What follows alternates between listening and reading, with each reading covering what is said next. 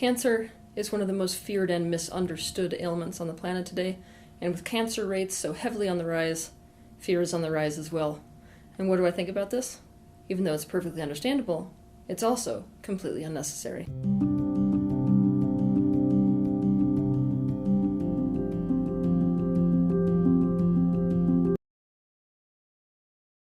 Cancer is basically a catch-all term for any disease that is involving abnormal cell division and cell growth. This is why there are so many different types of cancer.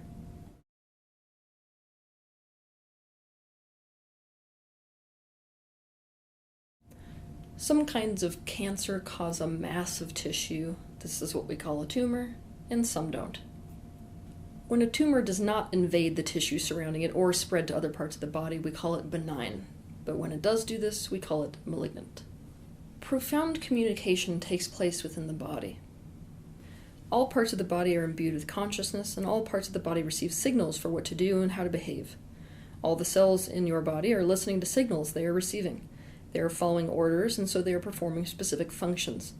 They divide in a methodical way, and when they die, new cells take their place. Cancer cells are essentially cells that have gone rogue, but in an organized way. Cancer cells keep making new cells and growing to the point where they crowd out normal cells. They no longer respond to many of the signals that control cellular growth and death. This eventually causes problems in the part of the body where the cancer began, as well as the parts of the body where the cancer spreads, which it sometimes does. At this point, we call it metastasis.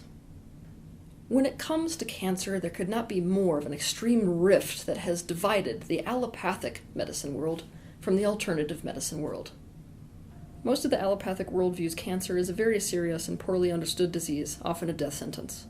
The allopathic world views it as something to fight with everything you've got, and the standard approach taken is surgery and chemotherapy. Most of the alternative medicine world views cancer as nothing more than a red flag that if not heeded can lead to death. The alternative medicine world views it as something to respond to, not something to fight. Therefore, the alternative medicine world tends to be against chemotherapy, and often against surgery, and tends to favor holistic approaches to healing. Relative to cancer, many allopathic medicinal practitioners blame alternative medicine practitioners for people dying of cancer. Basically, many allopathic doctors and other people in the allopathic medicine world believe that if cancer patients came to them instead for chemotherapy, radiation, or surgery, they would have actually survived. The natural medicine world blames allopathic medicinal practitioners for the death of cancer patients as well, believing that what allopathic doctors are doing is leading cancer patients away from health, in fact, off of the path of healing, and into a direct war against their own body. A war where cutting oneself up and poisoning oneself seems to be the way to health, when they believe that it isn't. Both of these camps of thought see the other as a main proponent of harm in this scenario. And if you don't believe me about how vicious this war is, just read the comments below this video. But separate of this war between natural health medicine and allopathic medicine, I'm going to give you the objective universal perspective about cancer. The first thing to understand is that everything in existence, and this is scientific, this isn't just a spiritual person talking to you about this today, is made of energy. The same energy. And that energy that makes up all that is imbued with consciousness. This means that all things in this universe have consciousness. This united consciousness simply divided in order to create separate dimensions and separate things within those dimensions. In fact, this happens much like the dividing of a zygote in utero. The physical structure of a thing is nothing more than a mirror of that consciousness, in the same way that a house is a mirror of the blueprint or idea of that structure before it was physically built. Imagine that each part that is divided is not only connected to the universal consciousness, but is also imbued now with its individual consciousness. You are essentially one of these divisions within collective consciousness. You are therefore not only connected to collective consciousness, you also have your own individual consciousness that you call by your name. But it doesn't stop there. You are also divided. Your organs all have their own unique consciousness. This is why one organ becomes a heart and the other the liver. and each tiny cell within each organ also has its own unique consciousness. It is also connected to the overall consciousness of the body itself. But have you noticed that you tend to follow the programming or signals or rules set out by your family and your society specifically, as opposed to a family and society across the world? The same is the case for a cell within a specific organ. Cells in the body more closely follow the programming of the specific part of the body they are a part of. For this reason, to understand cancer, you've got to begin to see yourself not as an individual, but as an ecosystem that goes by one name. All parts of that ecosystem have unique relationships with one another. Now we have to stretch our minds even further. If you can see that everything has consciousness, and that this consciousness, that is thoughts and emotions, creates the physical, like a blueprint, dictates what physical structure is built, then when anything is happening with the physical structure, that means that there is something that is happening with the blueprint. If the physical is merely a reflection or extension of consciousness, then everything that happens in the realm of consciousness, including thoughts and emotions, affects and alters the way the physical body forms itself. The signal sent to cells, therefore, changes. This is why people are correct in identifying that there is a mental and emotional root for each and every illness or ailment that a person experiences. This is also why people in the alternative medicine field are correct in understanding that if you use surgery or radiation or chemotherapy as a method of dealing with cancer, that's not really very much different than looking at flies in a garbage site and eradicating the flies, thinking that they are to blame for the garbage. Therefore, eradicating the flies must get rid of the garbage. Even though there are so many different types of cancers, all cancers have one precursor in common: the perception of being out of control. When a consciousness holds this perspective, then the body must follow suit. It falls in alignment with that perspective and starts to behave in ways that are out of control. It is a big deal to perceive oneself to be out of control. Why? Because you came down into this physical life experience as a conscious creator. Your well-being is actually dependent upon your understanding that if you have a desire, that you can line up with that desire and manifest it into your physical experience. Otherwise, you're going to do nothing but be miserable in your life. Our happiness is about our capacity to line up with what we are wanting in any given moment. So naturally, when we feel like we cannot do that, our own expansion is being impeded. That's the purpose for being here in the first place. That's a serious, serious problem. Taking one step further, we have to understand that all parts of the body are associated with a specific type of consciousness. Here are some examples. Bones correlate to stability and support, especially with regards to the stability and support provided by the enduring and unshakable honest truth of a person's life in any given moment. Breasts correlate to the way we give our energy to others. Lungs correlate to relationship. They correlate to the way we take in energy and give energy, specifically with regards to other people, and beyond that, to the world. If you want to understand each cancer, what you want to look to is where a person is feeling completely out of control or powerless relative to the specific thing that the part of the body associates with that has manifested the cancer, or where the cancer is spread to. What is the perceived threat that this person feels out of control relative to? For example, the root cause of lung cancer is feeling out of control and therefore powerless relative to relationships. This is a person who perceives themselves to be totally out of control of the process of free will involved in giving and receiving from others. This is a person who tends to feel isolated, end up in a lot of love-hate relationships, and is generally distrusting of others. This is a person who has difficulty committing to relationships. Why? Because relationships have caused so much pain, who the hell would be able to commit to it? But here's the problem. Relationships are life. So if you can't commit to relationships, you're also struggling to commit to taking life in. To make a long story short, this is a very difficult pattern to change within a person's consciousness, which is one of the reasons why lung cancer is so pervasive and has a really poor rate of recovery. Because if it's relative to relationships, then obviously for somebody to change out of the frequency that's causing the cancer to begin with, a person has to feel in control of relationships. Sounds like a snap of the finger, doesn't it? No, it depends on having different experiences within relationships, on developing trust, and it depends first and foremost on committing to relationships, which is very difficult for someone to do, isn't it? Because, like I said before, how easy is it for you to commit to something that has only ever given you pain? Now, here's a very important thing to understand. From a universal perspective, cancer is in fact its own entity. From an objective universal perspective, when a person feels out of control, and that is the message that is being sent to the body, then the cells start to go without certain signals telling them what to do and not do.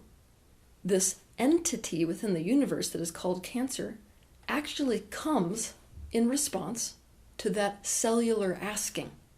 It comes as that new leader.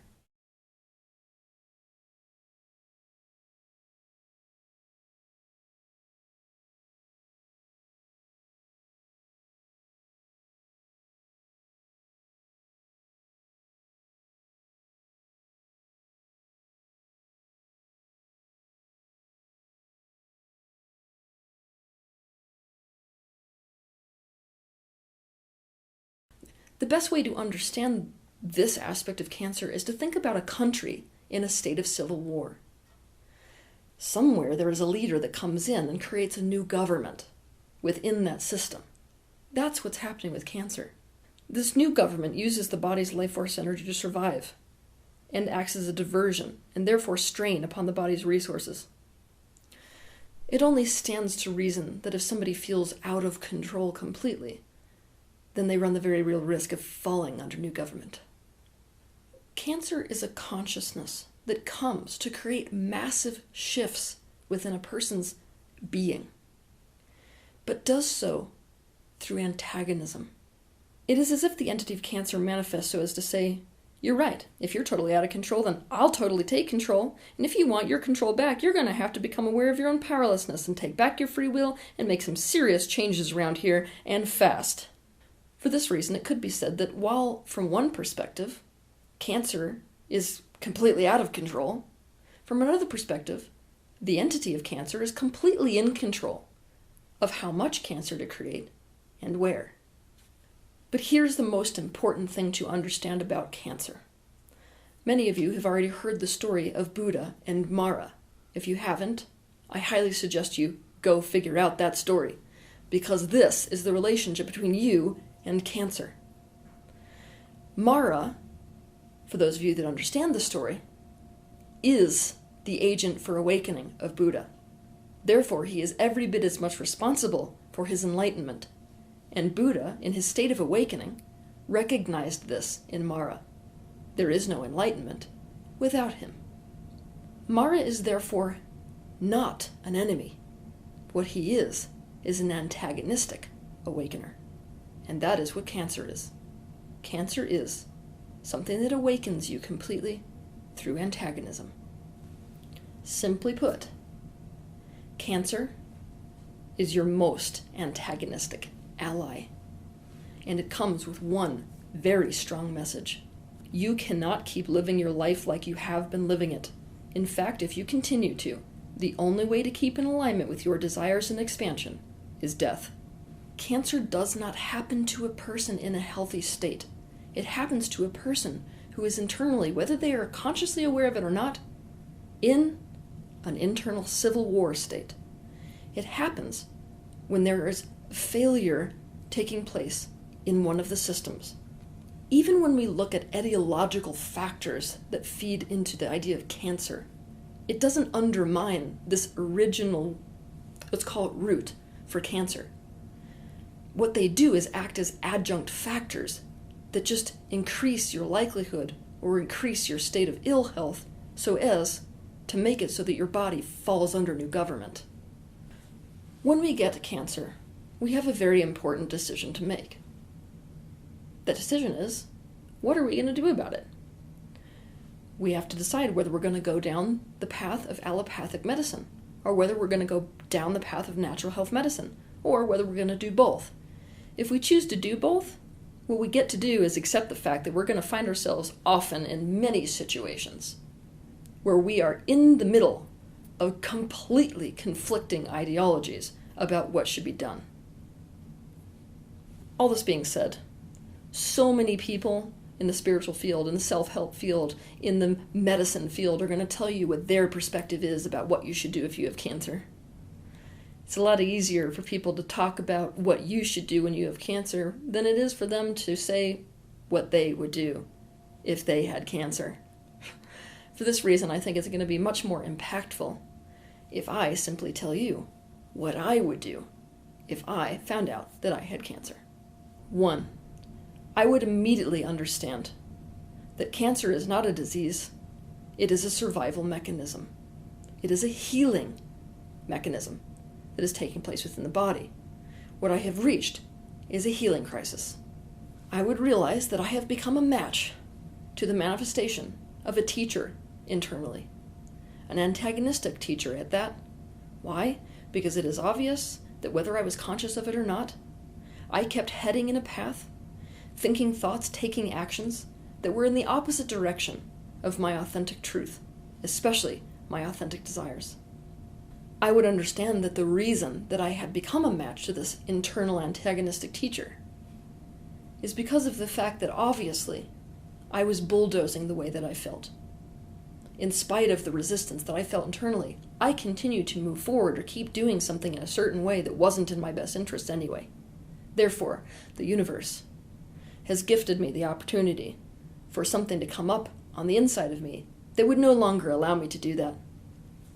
But I have worked with cancer for so many years with individual clients one-on-one that I understand that cancer is violently on my side. Therefore, I would get the idea of getting rid of cancer out of my head entirely. Instead, I would aggressively own it. I would welcome it, give it permission, and even ask it to stay as long as it needs to stay to ensure that I have made those changes that I need to make. Cancer, I would understand, is on my side in terms of my personal authentic truth, and authentic desires, and authentic needs, and authentic purpose, and authentic expansion. To the degree that it is more than willing to fight the parts of me that are currently in opposition to those things. I would therefore consider myself to be in an incredibly intimate relationship, almost like an arranged marriage, where from this day forward, I get to figure out how to be in complete harmony, not only with the cancer itself as an entity, but also with the very important messages that it has to share with me, and I would make those changes instantly. I would make those changes so as to ensure that I am governing myself with my free will in alignment with my authentic self. 2, I would seek to understand the area of my life that I so obviously feel completely out of control about. This would obviously greatly depend upon what area of the body the cancer had manifested itself in. I would dedicate myself to total and complete awareness of all the layers involved in that perspective of powerlessness. I would dedicate myself to go directly into that pain instead of away from it. I would uncover the beliefs fueling that powerlessness, the traumatic and painful memories of the experiences that caused those beliefs, and I would seek to resolve those experiences and change those patterns. By doing that, I would become perfectly aware of the needs I actually have, of the desires I actually have. And then I would go in the direction of them. Which brings us to step 3. Like we said, cancer is an antagonistic ally. It's going to tell you aggressively what changes you need to make. And so, I would make those changes, no matter what. For example, if this message that cancer had to bring me is that my career was not in alignment with my authentic desires or truth, I would quit my career. If this message that the cancer had is that there is something about my living environment that I needed to change, I would change it. If the message that cancer had for me was that I'm miserable in my current relationship and that it's not doing anything good for me, in fact, it's holding me away from my expansion, I would end the relationship. But here's the thing, I would not do those things to get away from cancer. I would do those things because I am developing such a close relationship with cancer that I'm listening to these very important truths and making adjustments so that I am living closer to my own self, closer to my own personal truth, which I so obviously, having manifested cancer, have fallen completely out of alignment with. cancer can be difficult to overcome, not because cancer itself is difficult to overcome. It's because what cancer requires you to do in order for there to no longer be a purpose for it to be there is very difficult. Look at what you're doing in your life. So much of what you're doing you don't enjoy doing, but you're just doing it so that, you see, so that I can have security, so that I'm not alone. And what cancer does is require you to let go of that safety net entirely. When you get a diagnosis of cancer, you have to do what somebody has to do when they're given a week to live. I mean, get to the point where a doctor looks at you and says, dude, I give you days and there's nothing else I can do for you. At that moment, you would truly decide to live. But you would be doing things that caused you joy. Your number one priority would be doing what you love the most. If you get a cancer diagnosis, you've got to do that straight out of the gate. What you're facing having to do is potentially give up your entire life for a brand new one. And I know that is easier said than done. One thing that I would deeply understand is that I am in no position to bargain with cancer. So often people who come down with cancer begin to bargain with it. Cancer doesn't bargain. Like I said, it is the most antagonistic ally. Its message that it has to share with you is, there's stuff that needs to change, and you change it immediately, or else. I would also understand that cancer cannot occur within a body that is in a state of harmony. It has to occur within a body that is in a state of civil war. Therefore, my goal and prerogative would be to end that war. 4. I would not opt for surgery unless the tumor that I had was preventing me from doing the previous steps that I have just mentioned. Also, I would make sure that all the different aspects of my consciousness, all my various fragments, including the parts of my body, were in alignment with the decision to do that before I went under the knife.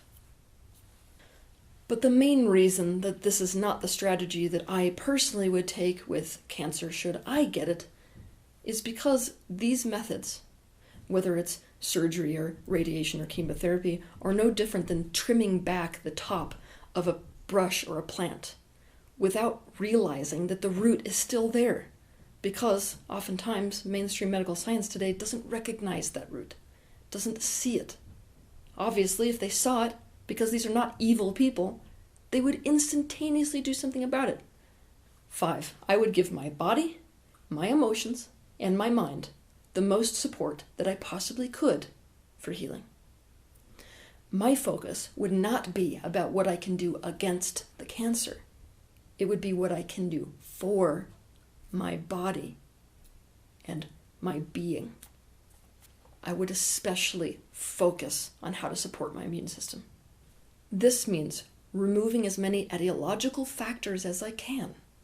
This means being in a healthy environment free of toxins, doing what I need to feel emotionally nourished, doing activities I enjoy, eating a super healthy diet, especially one that doesn't create acidity in the body, especially high in vitamin C. I would be sleeping. I'd make sure I was being touched in soothing ways. I'd be exercising in life-nourishing ways, surrounding myself with people with whom I have emotionally intimate relationships. I would focus on doing lots of cleansing so as to reduce the toxicity in the various systems of my body. I would move to a place where I can legally juice raw cannabis and drink it every day. I would also do other forms of juicing so as to superdose my body with life-supporting nutrients. I would enhance the healthy communication and therefore unification factor in my body by interacting with fungi, especially taking certain mushrooms, such as cordyceps, reishi, maitake, turkey tail, and agaricus mushrooms. I would also take high doses of curcumin and flaxseed oil. I would also take probiotics. I would sleep with and wear fluorite crystals first and foremost, as well as selenite and pedalite crystals. I would do oxygen therapy. I would do enemas, dry brushing, and drink ionized water daily. I would use frankincense, clary sage, turmeric, lavender, thyme, chamomile, and holy basil essential oil, and make sure to get sunlight every day. I would also stay open to trying any other life and health supporting methods that I feel resonate with me or may come across my path at the time. I would support the body to create resolution physically, while doing the much more important psychological and emotional resolution so as to complete the healing cycle. Cancer is a complex healing mechanism that occurs only when there is a need for it. It's very difficult for us to accept that we need cancer in any way, but it wouldn't manifest if we didn't. Cancer is something that happens when there is a much needed change that we need to make. And because of not making that change, we've reached a state of internal toxicity and negativity, regardless of whether we're conscious of it or not, that is no longer sustainable. Here's the good news. When it comes to the physicality of cancer, the body has no problem getting rid of it. Cancer can vanish in 24 to 36 hours. This is why oncologists, all of them, have tales of miraculous healing. They can't really explain it. A person had cancer that was going to kill them 1 minute, and it was completely gone the next minute. I have personally seen people go from a death sentence to completely cured overnight. In my opinion, death fright is one of the worst things that doctors could possibly do to someone. When it comes to cancer, it is death fright that is preventing so much of the healing that people need to experience. When a person is in a state of death fright, the body cannot heal and stress chemicals are preventing healing. The body goes into a freeze state that paralyzes most of the functions within the body. People waste away as a result of it because they cannot take in energy or nutrients, and they can't let go of energy in a freeze state. They can't sleep either. It also impairs the immune system. The worst thing you could do if you want somebody to physically heal from something is to put them in a state of fear, especially one as extreme as the fear of dying. And it is my hope that doctors will hear this. Cancer is not something that you have to fight. In fact, if you address cancer as if it is something to fight, you are much less likely to survive. Although in today's world, with today's very limited medical understanding of cancer, it is perfectly understandable why cancer terrifies the crap out of you. It is also not something that you have to be afraid of, because cancer is not here against you. It is always here for you. It is an antagonistic ally that is calling you in the direction of your personal truth, that is calling you back into a state of free will, so that you feel like you are the governing agent in your life, and that you are governing your life in a way that makes you enjoy life. It is calling you to make changes in alignment with your currently bulldozed personal truth. If you make these changes, there is no longer a reason for cancer to be there, and so it won't be. If you are making these changes, then it is a guarantee that you are going to be stepping into a place of governing your life according to your free will, which means you have gained control of your life, which means there is no longer any room for any other governing entity to come in and take control. Have a good week.